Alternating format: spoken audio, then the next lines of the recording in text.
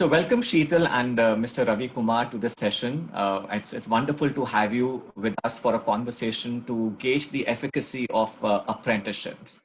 I know your organization has been doing apprenticeship for a very long period, and we're going to talk about that today. But before we get started on that, it will be nice to know that what really prompted Schindler to get started on apprenticeship. So we would love to hear your views on that. Like, what was the reason or the genesis for Schindler to start with apprenticeships? Okay. So, Smita, as I was sharing earlier also that we started apprenticeship program 9 years back. Schindler started it 9 years back, and we started with a very small batch. And why we started it was we realized that we used to put in a lot of effort. One, the company was growing, and the need for having trained manpower was there. And also, of course, we had to be lean and cost efficient. So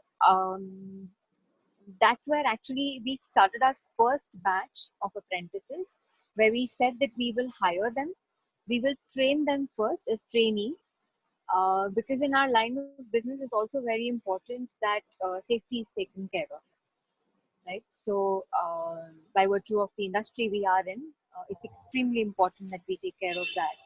So the idea was that we get young talents in and create a pipeline and train them, and once they are trained and certified, we have this pool of ready resources that we can immediately start engaging in our business, and they would obviously then be more productive.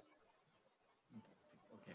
So largely it was to do support your growth strategy and also to ensure that you have more productive resources that kind That's of correct. your organization to take up apprenticeship. And it's wonderful to know that it's been almost like a decade for you to be engaged with apprenticeship, and that's a fairly long, longer term. So, would you like to elaborate on how are you executing apprenticeships? What is the model that you're following? What duration is it? What processes, systems that you have put in place for executing these apprenticeship training?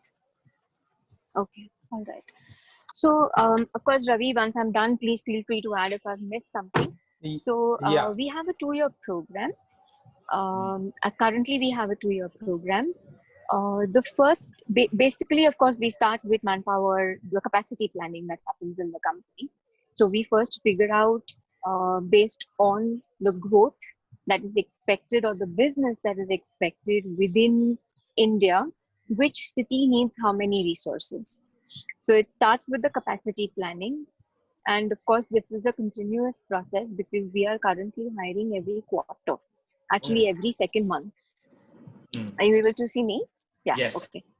All right. Yeah. So the whole idea is that once we know which city where we have to hire, we have a team of people. It's a joint panel that we have, consists of HR, the field technical training team, and also our operations team. All three of them get on to one panel, and then we go through the whole hiring process through ITIs. At this point, I'm referring only to the apprentices from ITIs. Okay. Not the other cadre programs that we have, because we also have a diploma engineer trainee program. We have a GET program. But I'm not speaking about those because those are different cadre programs. I'll first speak about ITIs. From here, on an average, every year we hire over 400 people. And we put them through a 2-year program. What happens in those 2 years is, of course, once they are selected, they join in, and Ravi, who's there on the call, he's the head of technical training. They are invited to the technical center where they go through a thorough technical training, including safety, boarding. We also include certain communication skills, English speaking skills, overall etiquettes, and we groom them for the first 3 months totally inside the training center. Once they've completed that, they move on for an on-the-job kind of a training where the technical trainer will still accompany them to an actual site. Because if you see our technical training centers, they're fully equipped. So we have our own shafts and we have our own elevators. So these students are able to actually dismantle an elevator and actually also assemble one and install one fully. So that's what they're taught. So from scratch, from the start to the end, the entire process is taught by the technical training team. So they do that. Once they're trained with that, they have an on-the-job training, and after that, they are moved to the operations team, wherein they will accompany one certified technician, so that they can act as a helper in the beginning and learn again more on the job. And they have always one person with them who's certified and who's able to coach them, do on the job training, mentor them. And that's how the program works. At the end of 2 years, we do an assessment, and if that goes well, then we get them on payroll, and then they get certified as a fitter. So the role that we are talking about right now is is largely installation. Okay. So you said you get them on roll as well. What is the percentage of apprentices that get absorbed on roll? Ravi, you want to take that? So Yeah. actually, sorry, Ravi, I'll just make one comment. Sumit, what happens is that we have a very high amount of attrition. So when we are hiring these 300, 400 people every year, we expect that at least 50 to 60%, 40 to 50% will leave the company. Because a lot of times what happens, the challenge we face is they love coming to the training center, but when it actually comes to going to the field, getting into the shaft, seeing those kind of heights can be challenging for them. So we do have a high attrition rate or a dropout rate, I would say. But the ones who do go through the program, the number of people we take in is extremely high. I would say 90-95%. And Ravi, please feel free to add now. Yeah. So it'll be fair to say that if the people complete their apprenticeship training, almost like 90-95% people do get absorbed.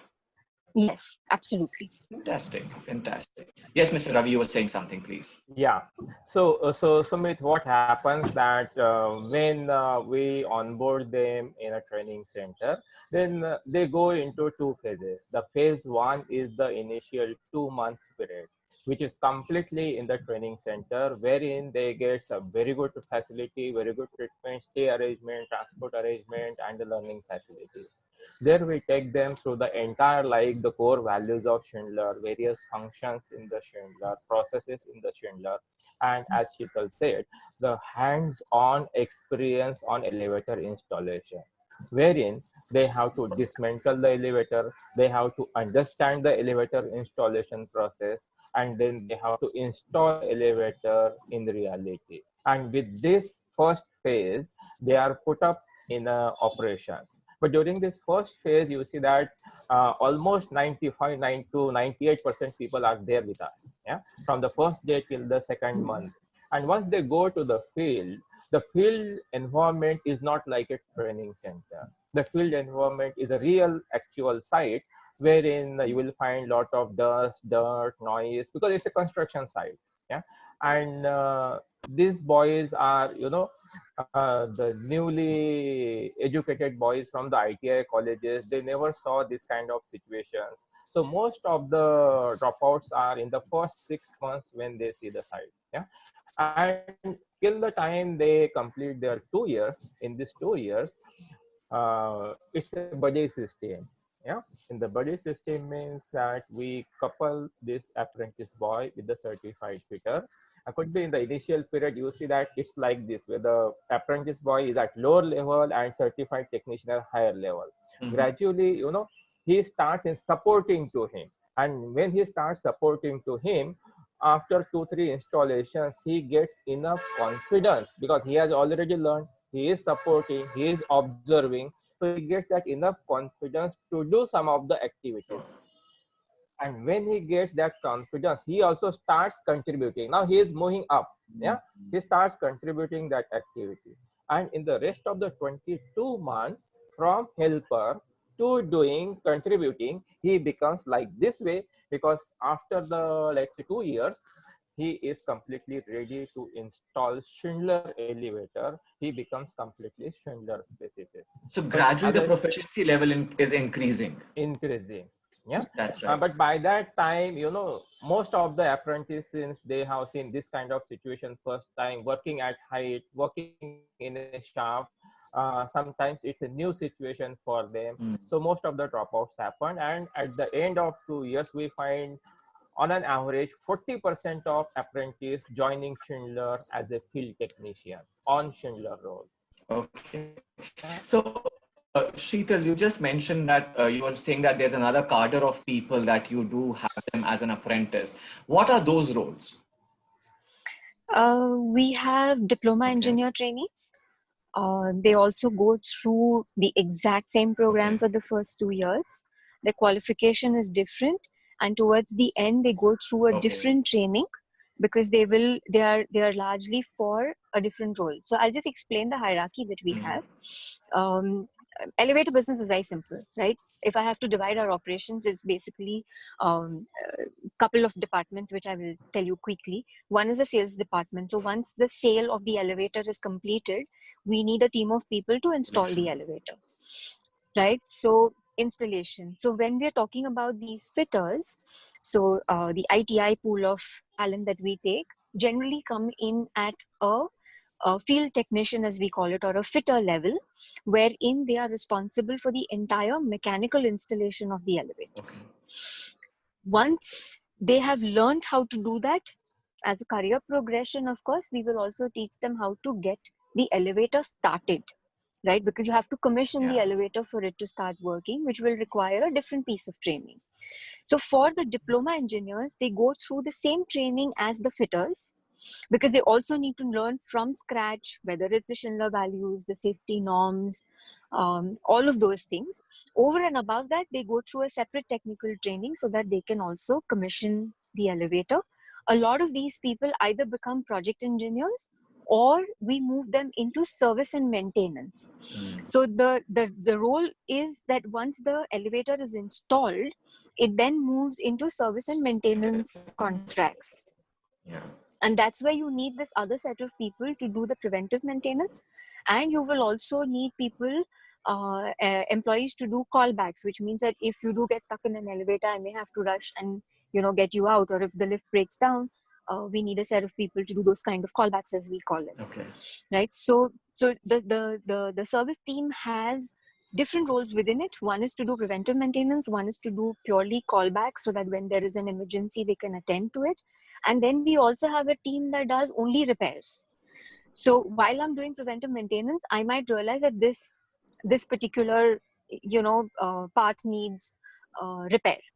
So there's a different team of people that will come in and do the repairs. So a diploma engineer trainee would get trained on these modules of service and maintenance, or they can become a project engineer. Project engineer, why we take diploma engineers over there is because their communication skills are better. For a project engineer, the role would be to ensure that the site is ready. They are able to commission the elevator. They are also able to do some kind of communication with the customer, keeping the customer updated about, the milestones that are being achieved in the project. So that's the role. So these are two roles that the diploma engineer trainees can go into. And please go ahead. No, so we do have other programs. So once I'm done with ETs, I can tell you about the other ones that we have. No, so I just want so what are the different roles? Like you said, also all these roles, whether it's maintenance, servicing part of it, repair part of it, installation, commission. So these are the roles where these people get, correct.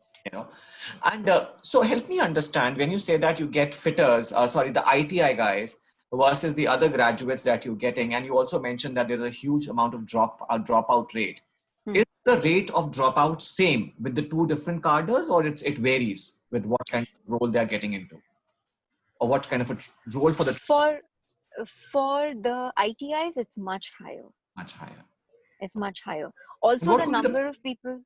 Yeah. What could be the possible reason for it? We've done a lot of work around this, Sumit. I mean, the one thing that Ravi already shared. The first one is that they get used to this AC environment. A nice, um, peaceful, clean, hygienic, safe environment where they are doing their training for the first 2 months, and then they are immediately sent to the field. I have also had many cases where people, once they actually go to the field and they actually see the height of the shaft, when they go on to the top, they realize that they have fear for heights, Okay. right? So maybe they've not had it, but when they actually go up, with a safety harness and they are hanging up there, people do also leave out of fear, to some extent. And in general it can be, what do I say, it's because they do the mechanical part of the installation, so it can be um, physically also a little taxing. So is it like bit of mismatch in the expectation of the people of these apprentices, which kind of leads So I drop out? Sumit, you know what happens? I've spoken to a lot of ITIs, right? Because we also sponsor a lot of ITIs for scholarships under our CSR program. So Okay. I've spoken to especially those students as to why they don't join us in our regular program and they opt out to join other companies when we've, given them scholarships. So one thing that comes up often is that their family doesn't want them to go into an elevator kind of a business because of safety. And Okay. second, most of them prefer to go to manufacturing setups. So they would be very happy to join our Schindler factory, Okay. So it's just a choice of role, because people lose lives in our line of business, right? I mean, we have fatalities. So Sure. in fact, that's why in the shop floor, we have a lot of women from ITIs, but we don't have any women as fitters. Not yet. Oh, okay. So any plans to have? But we have now. Yes. Yes. Good. Good to The hear thing that. is, Sumit, it gets difficult because it's more about the safety of the woman on a construction site. So, and I'm not talking about safety related to the job, but safety related, to her own security, being on a construction site where there will be no other women. Very rarely will you find, uh, when the shaft is already ready, you will not find women employees over there. So from that perspective, things are still evolving. Other challenge that we face is not even having, at least for diversity candidates, I would say, the challenge that we face is not having toilets. It might sound really basic, but I can't have a female going to a common loo. So we have now hired people in these roles that I'm talking about, even in the diploma engineers. So we have our first project engineer, we have our first service technician, we have a lot of these people coming in, women who have joined us as DETs and now would move on to these roles. But um, it's tough. I can It's understand. tough. Yeah. Yeah. So I hear that you have a well-structured, a well-oiled machinery of apprenticeship, which has been going on for a pretty long time. Would really like to understand and the entire monitoring Hmm. and evaluation process. How do you monitor the progress and how do you evaluate? What are your systems in place for that?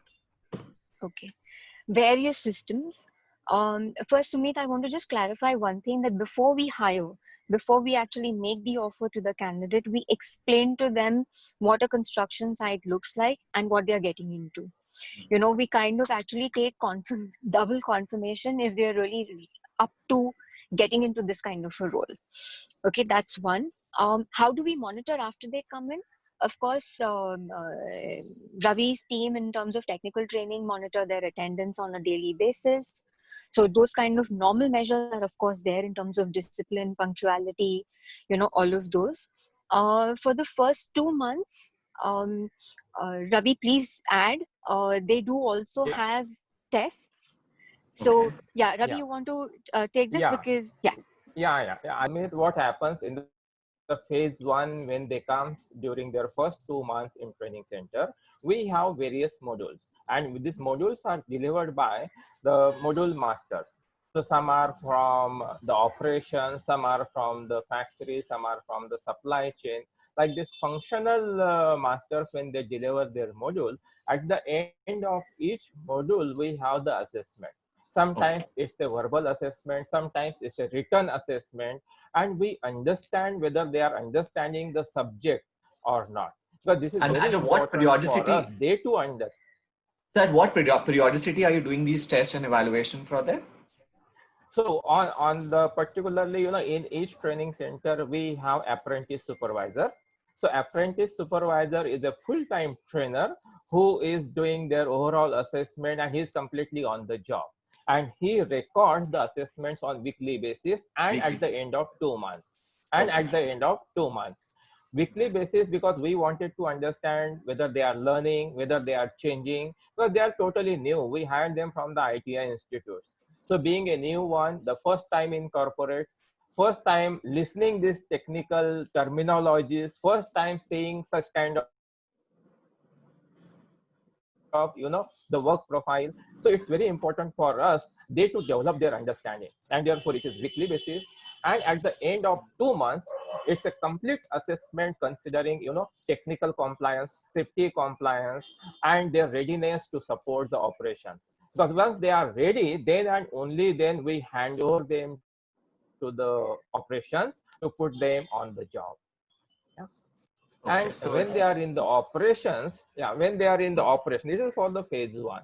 But we continue their monitoring when they are in the operations, because okay. in operations we have a very collaborative kind of structure wherein operation managers, HR, and training center, they all work together to make sure that we touch them on frequency basis, like 30, 60, 90 assimilation. Yeah, 30, 60, 90 means once they join the operation, after 30 days, the HR team talks to them on one-on-one basis and understands whether they are gelling up with the operation. Then after 60 days, then after 90 days, and that it's not only talking to them, but it's talking to their managers as well. Yeah. And at the end of 1 year, we assess them. Here now again, this training center, HR, and branches comes together to assess them on the basis of technical compliance, safety compliance, performance, and his relationship with others. And if it goes as per the compliance, as per the requirement, then we continue his contract for the second year as well. And second year also, the process remains same. And at the end of 2 years, if he is successful in the entire journey, then he gets absorbed in the company on payroll as a Schindler technician in NI business. Very methodical. I think it's a beautiful way and structured way of monitoring each and every aspect and a frequent interval. I'm sure people must be highly productive who at Yeah. the end of the training. Yeah. So one more thing that that last year we also started one apprentice helpline. So Hmm. apprentice helpline is particularly for the purpose that any apprentice can call on that helpline and he can just register his pain areas. Because what Okay. happens in the operation, the priority is different. Priority is the role. The priority is the installation. And in the process of installation, there are many things like the schedules and customer urgencies. So everybody is focused on that. And if he is having any kind of challenges, could be some logistic issues, could be some like the process issues, could be like some the personal protective equipments issues, he has to just give a call on that helpline number, and Very helpline nice. on the back end interacts with the concerned department and goes back to that field technician within 3 working days with the solution, so that he is completely on the job, safe and secure, contributing to the organization. Wonderful, wonderful. It's a great initiative. I think it will be a good learning for many of the organizations who are doing apprenticeship or want to do apprenticeships. Uh, I hear that you have a huge, a very high adoption rate. I mean, we were talking about earlier, it was almost like 90 to 95% of people do tend to get absorbed if they successfully complete their apprenticeship training. Will it be prudent on my part to say that apprenticeship is part of your talent development and hiring strategy? Yeah, of course you can say that, because this is, a very thoughtful strategy which is put up in process, and apprentice is our base program. Yeah, Mhm. and this is the pool for higher roles, because that I'm happy to tell you that once this apprentice joins after 2 years as a field technician, which we call regular language a fitter. Yeah, so they do the installation of elevators. Now they are not the helpers, now they are on the regular role. Yeah, after their certification we have the again a very systematic process of certification. A fitter gets certification only when he installs 2 elevators, and those 2 elevators by his own. And the elevator has to go through our internal test, the quality test, which we call is as a SIAS, Schindler Inspection Acceptance Standard. And this test ensures that the elevator which is installed is technically compliant, safety wise compliant, and our customers, passengers can use it safely. Mhm. When this test is passed by the elevator, such a 2 elevators, and we certify that fitter as a certified fitter. Yeah, and this certified fitter again will get one helper. Yeah, and this process goes on, till the 3 years. He has to deliver the services of installation for the 3 years. After 3 years, we identify, as Sheetal has already said, that the startup opportunities, the elevator startup opportunities, and therefore we teach him the electrical part of the elevator, the commissioning part of the elevator. And with the startup opportunities, again after passing the criteria, he becomes senior fitter. You Oh, see okay. that how the base program is getting evolved at There's a proper now. progression Now that the is role getting of senior taught to them. fitter is install. Yeah, yeah. You see now the role of senior fitter is installation and commissioning. Yeah, he is Mm. installing as well as commissioning his own installed elevator.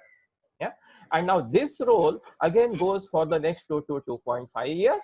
Yeah, and having successfully played his role, we again identify new opportunities for him as a project engineer. So project engineer means he will be relieved from installation, he will be commissioning engineer plus customer handling. So that part along with rich learning interventions comes on new installation sites, whereas on maintenance side, that is on service side, we also explore for him, service engineer or repair engineer. Mm. Yeah, so it means that after senior field technician, he gets the opportunity to move on both sides. One is commissioning engineer, second is on service engineer. And in service engineer, there are again various levels of interventions depending upon the product lines that he is handling, and he is getting the learning interventions, assessments, qualification, and making his role more rich and more rich. And that's how his, Fantastic. yeah. Fantastic. So there's a proper, career path which is defined for an apprentice, how he can grow Yes, to some with much more, right, responsibilities in times to right. come. So tell me, you as an organization, invested for about 9 years. I'm sure it's such a long time for you to, make out what are the benefits that you are seeing, and it could be, the qualitative benefits, it could be quantitative benefit. There are short-term benefits and long-term returns. I would just like to understand from you, if you could elaborate, what are the qualitative benefits that you see, and what are the quantitative ones as well? So, would you want to elaborate on these two categories of benefits that you have observed with being engaged with apprenticeship for such a long time? Yeah. Sure. So thank you. Yeah, Sheetal, you can. Should I? Hello. Okay, all Yeah, right. yeah. So, Sumit, I will cover a few points because then I'll hand it over to Ravi. Sure. First, quantitative benefit, if you ask me from a pure hiring and talent acquisition perspective, we have a trained pool of people. Over the last 5 years, more than 95% of our requirement for fitters has been fulfilled by this program. That is huge for us. The second thing I would say is these what do I say? They're so young So what happens is that they don't come with baggage, right? We train them the way we want to. So they get trained from scratch. Whereas if I'm hiring a person from outside, they have to first unlearn and then learn. So over here, they are from the beginning brought up, with Schindler values. Is Sumit there on the call? Yes, yes, I'm very much there. Oh, okay. All right. I couldn't see. Okay, all right. Yeah. So I was saying that uh, these apprentices, actually, once they come on board, they are like literally born and brought up within Schindler. So they live the values in terms of safety, in terms of overall efficiency, because we actually measure efficiency. So we have our own formula. I will not get into that, but efficiency is measured on how quickly can you complete an installation, how well can you complete it, which means the quality is measured. There is actually a person who will come and do a check on the quality of installation. So there's this whole checklist they carry with them. So the efficiency also improves. And from the safety perspective, the lesser number of accidents, the lesser number of fatalities we have, it is of course more productive hours for us. So those are the immediate benefits that I see. And I also see that once these fitters come into the company, once they are with Schindler on the payroll, the attrition is very low. Our attrition used to be extremely high, but with fitters now it has gone down below 10%. Oh, fantastic. Which That's is lovely. fantastic. Our Yeah. DT program we still need to work on, because the service technicians where we have over there, it's still a bit high, about 15%, but very healthy retention rate, I would say.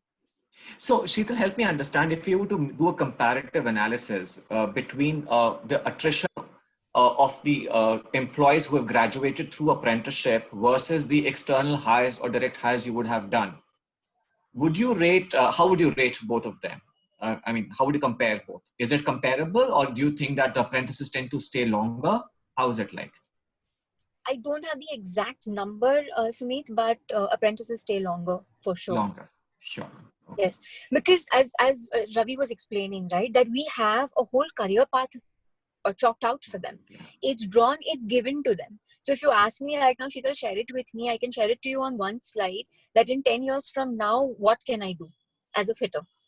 Very nice. So these are the milestones, these are the trainings that I will go through, and these are my different career options within the company. So and the company actually we offer a lot of benefits once they are on the payroll of the company. So we for example, we have a group life term insurance that is offered. Accident insurance, of course, that's mandatory, so we do that.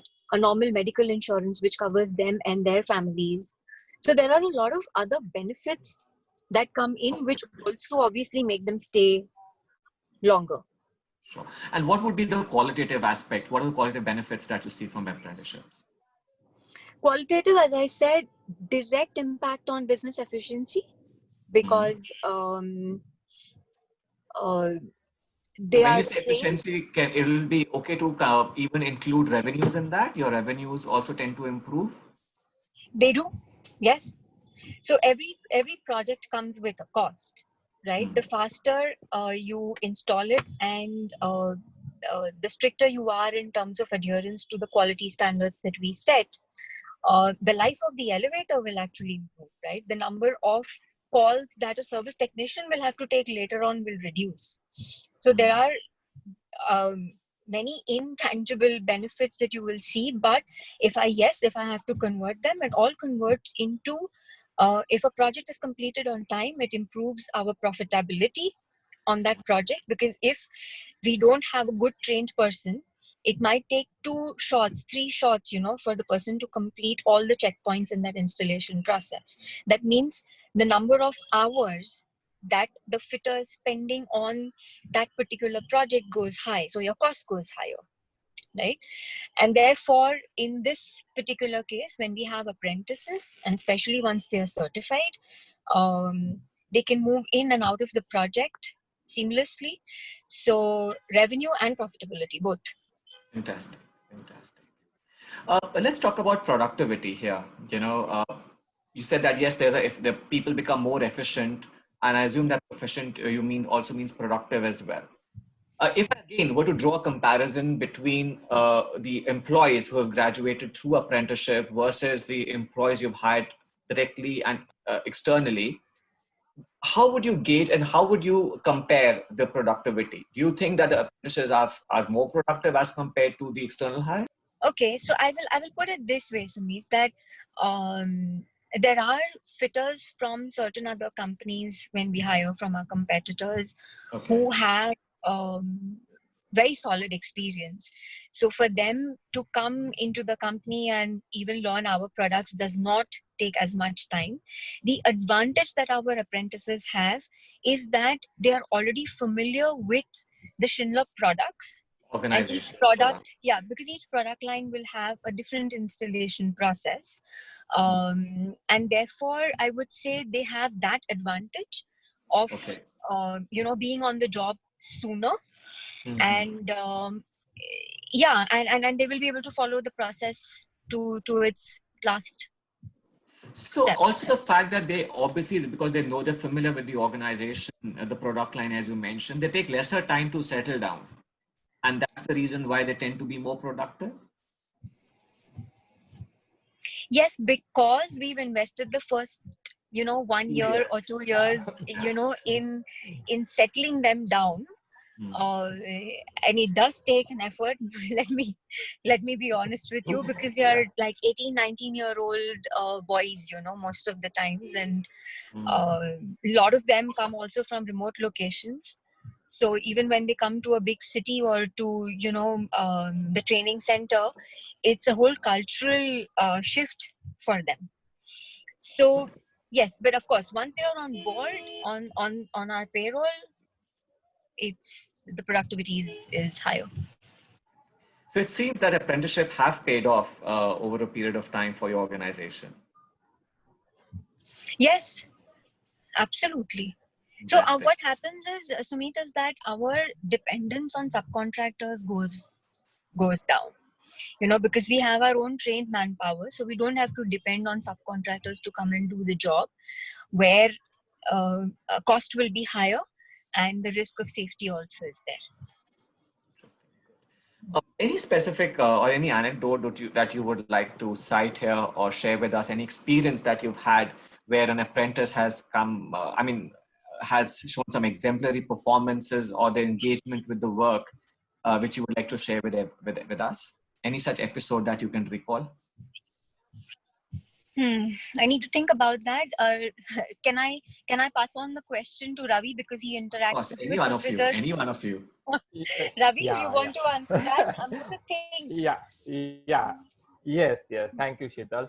Sumit, there are, that many proud moments which we are experiencing about this apprentice culture. But I would highlight here two moments, two situations. One is the open culture. Yeah, our apprentices are so closely connected with the apprentice supervisor and FTC helpline and the team HR, so that they speak up most of the issues openly, even at personal level, even on the personal matter they discuss.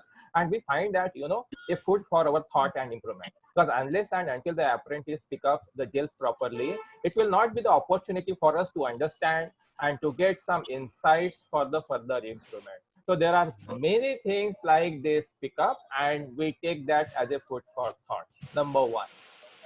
Number two, a proud feeling.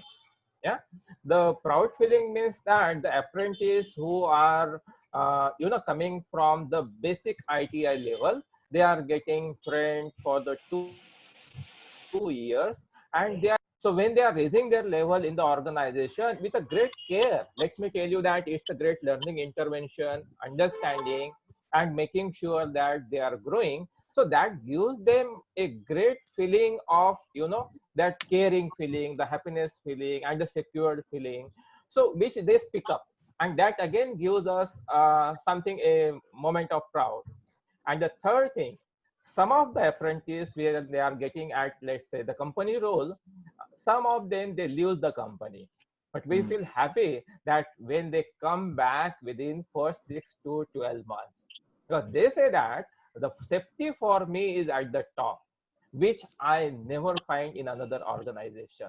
So when they come back and they explains about the Schindler, that how Schindler is the best learning environment, best workplace for them to grow, and hence their families are also happy of having them in the Schindler. So these are the proud moments for them and as well as for us.